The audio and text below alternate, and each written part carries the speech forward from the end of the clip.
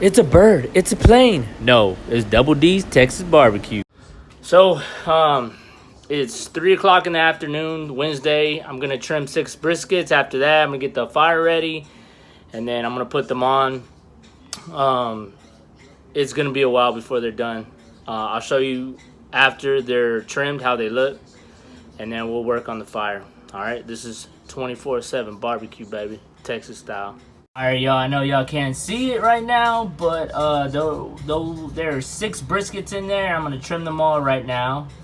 So let's get to it. So with barbecue, sometimes weather sucks and sprinkling, so we're going to get the canopy out.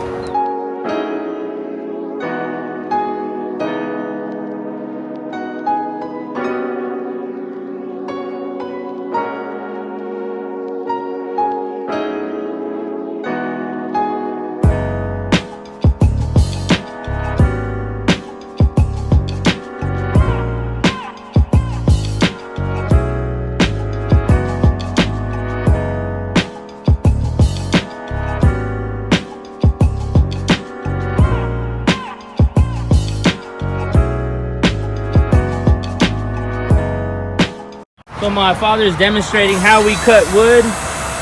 This is a lot more easier than an axe, and it saves a lot more time for us. So we invested in it off of Amazon. These are the type of splits we want for this pit. Oh, I got it. So we got all this wood. It's, what is it? Kiln dry firewood. The kind of firewood that you probably really want is the one where it's naturally aged. I heard it has a better flavor, but right now, this is what we got. So this is what we're working with. Popping another one. I'm about to start the fire. Stay tuned. Okay, it does take a while sometimes, but I put 2 logs right there, and then 3 horizontal to that, and then 3 more on that, and then I put 2 light ones on top. I put butcher paper with some oil, and I folded it, put it underneath, lit it, blew on it, got it going, and it only took about like 15 minutes before it got like this. You hear that popping noise? That's good. That means the logs are inflamed and they're burning. So what I'm doing right now is getting my coal bed ready for the other logs to come on, so I can start putting the meat on. You know, I know people use charcoal sometimes to do that. That's up to you. I like to use all wood. That's just me. I don't know. So anyways, so as soon as these coals burn down, I'm gonna get some fresh logs, and then I'll start getting the meat ready to put on. All right.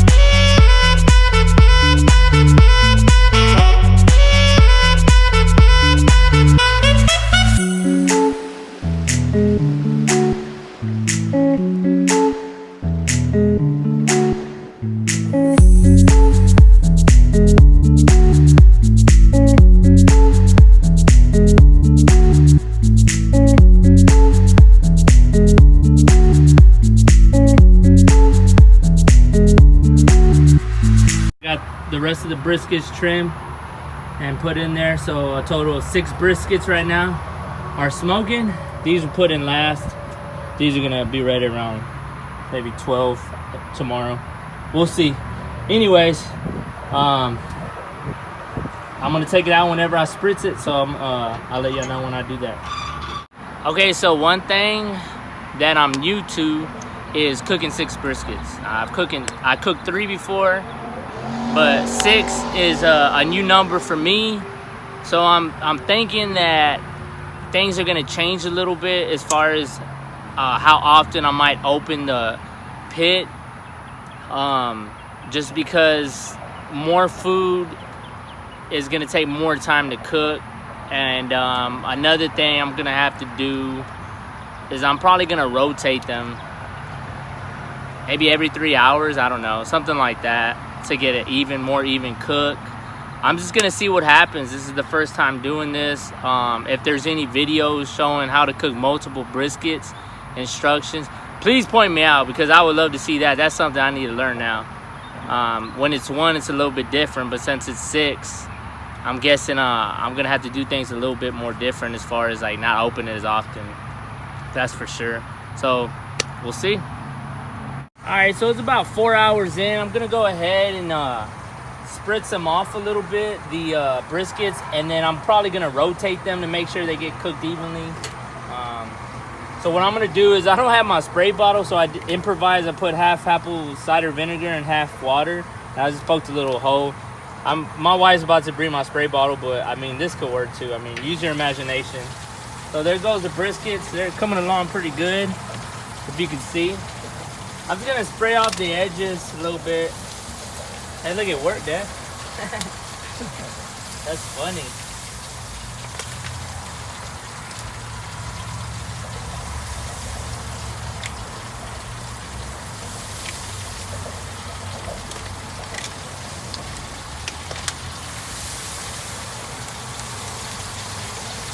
I want to keep it moist, for sure.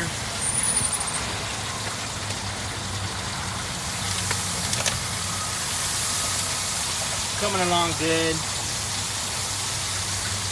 What I'll do is I can actually, anyways,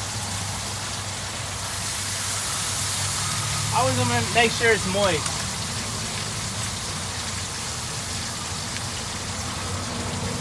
Alright, just remember, you can do this in case, you know, you lose your stuff.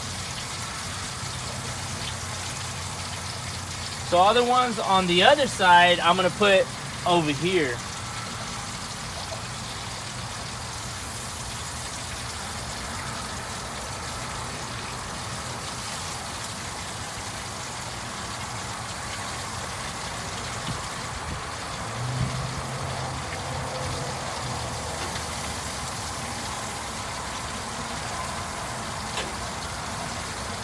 Now you could be thinking like, oh, he don't need to do that or something like that. And maybe I don't know, but it seems right. It seems like it might be something that I should do, so that's what I'm gonna do. Woo! Oh my God, stay hot. All right, one more.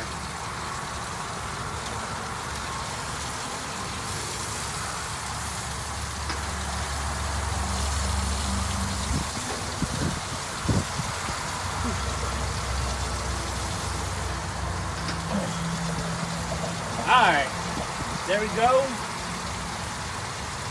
Woo! Put that thermometer back in the middle. Water needs, I need to put more water in it, so I'm about to fill that back up. And then, what I'll do is this like the 3 hour mark, 4 hour mark. So, probably every 2 hours I'll open it up. Maybe 2 to 3 hours I'll open it up, give it a good spritz, and then we'll go from there.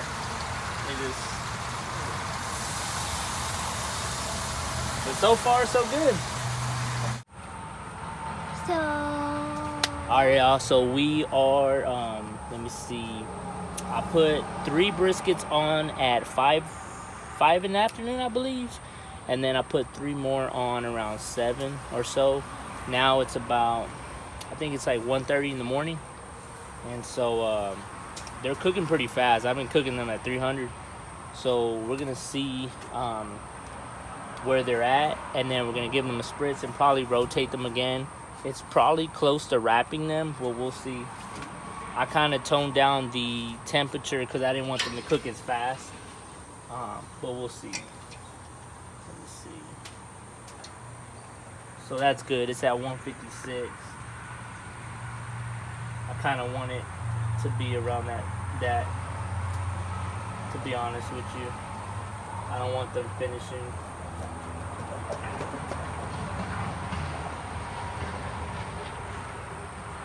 It's 150.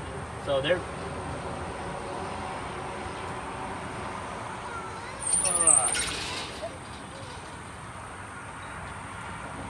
Oh, Dad, I found a baby frog. hold on, Lukey. That was a baby frog, guys. I did? Alright, hold up, Luke. Okay, so they're at 150 or so. And what I'm gonna do is I usually wrap them around 170, a little bit like right after the stall. It gives you a better crust, a better bark. So right now what I'm gonna do is I'm gonna rotate them, put these 3 back over here again, and then I'm gonna what was I gonna say? Oh, and then I'm gonna spritz them off and then let them go again. Again, I'm just rotating them to make sure that they're getting evenly cooked. That, you know, if it's hotter over here, then I want to make sure they both get in that area and not these only. So let's go ahead and do that.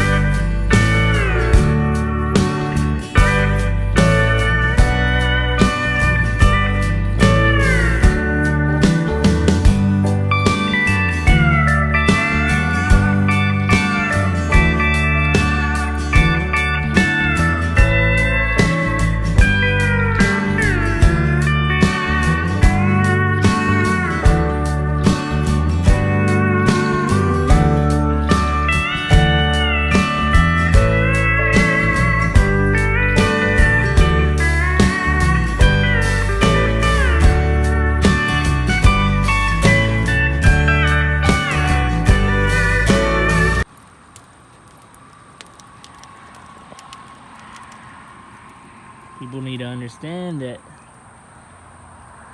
nightlife, you have to get used to it if you're gonna sell barbecue. You want it done at an early time, you're gonna have to put in work throughout the night. That's just how it is. Barbecue life.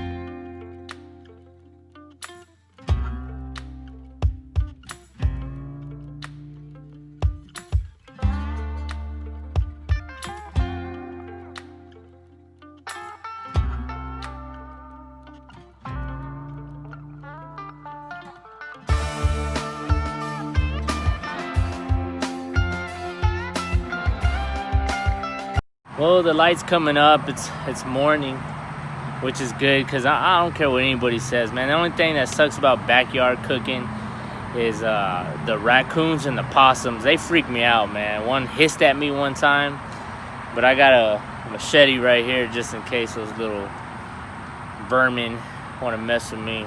Anyways, back to cooking.